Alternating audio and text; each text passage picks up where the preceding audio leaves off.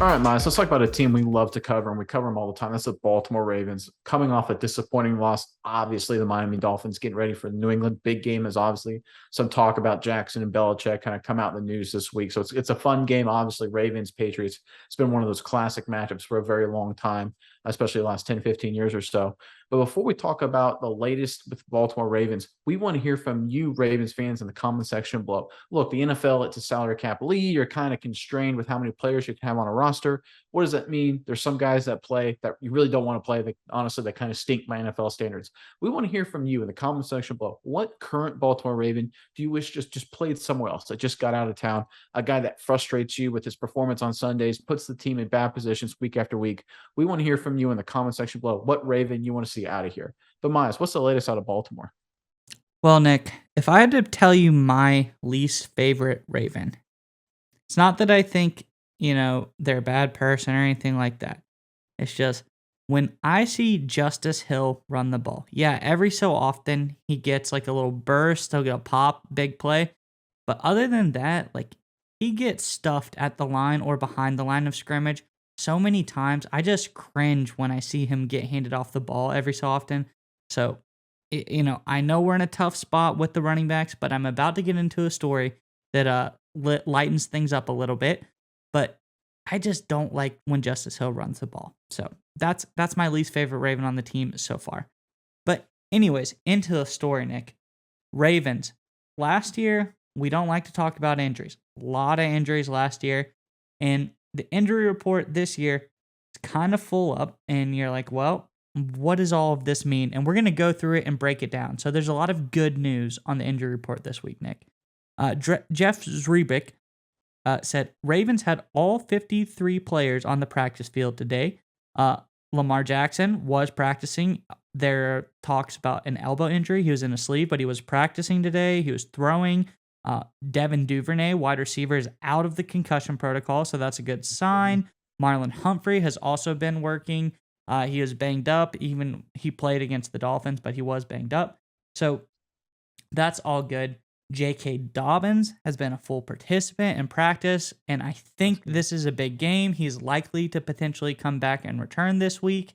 Travis Jones, also full participant, a great addition to the depth of the already very strong defensive line of Baltimore.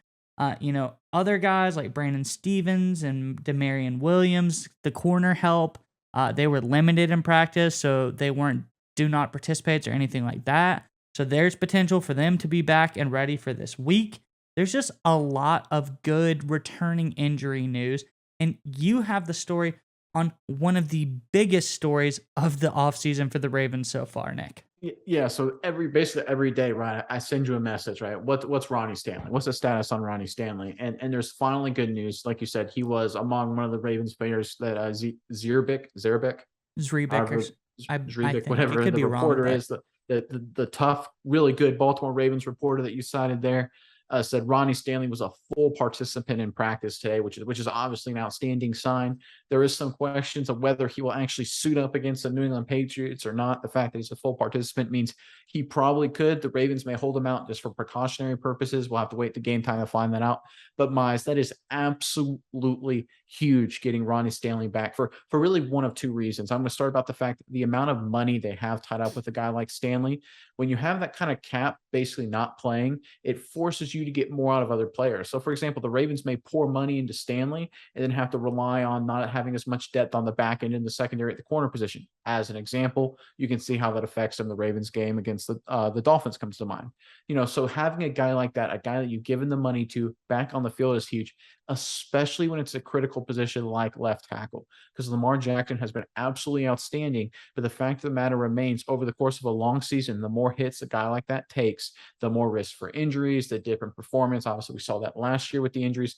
Getting your potential Pro Bowl, All Pro guy back into the fold sooner rather than later is absolutely huge. We'd love to see him against New England. That would obviously be a big deal with guys like Matt Judon coming into town. But if they can get him back the following week, I think that's Buffalo again, another massive matchup. That would be just as big too. So I love the fact that Ronnie Stanley is finally 100% ready to turn, or at least this close. He's right there. I think that's huge for Baltimore. yeah, Nick. And I know Stanley is a great player. He's probably the best left tackle at the pinnacle of his career that year. He was the best left tackle playing, especially in pass protection. He was phenomenal. Now, if we get a shade of that guy back, uh, we're going to be in business, because getting Stanley back, and I know everybody is skeptical, and you have the right to be skeptical, honestly. He got hurt out for the season. We thought he was going to come back, immediately gets hurt again, out for the rest of the season again. So you have the right to be skeptical whether or not he's going to come back, whether or not he's going to be the same player. But if we get Stanley back, that really, really helps out the entire team. You can sustain drives more with better blocking, get the defense able to rest. I think one of the biggest downfalls was, like you said, the corners getting hurt, corner depth getting weaker. Marcus Peters coming back for first game from injury. He is a little bit tired, probably in the fourth quarter. Corners getting tired, not having as much depth. We can't rotate guys in as much anymore. And that's when we're going to collapse. And that's when guys like Jalen Waddle and Tyreek Hill are going to burn us deep every single play. So having Stanley helps the offense and the defense, helps sustain drives, helps the defense stay on the sideline and get some more rest. And it'll just help overall as the Ravens progress into the season. And hopefully this will be the biggest pickup that we've made so far.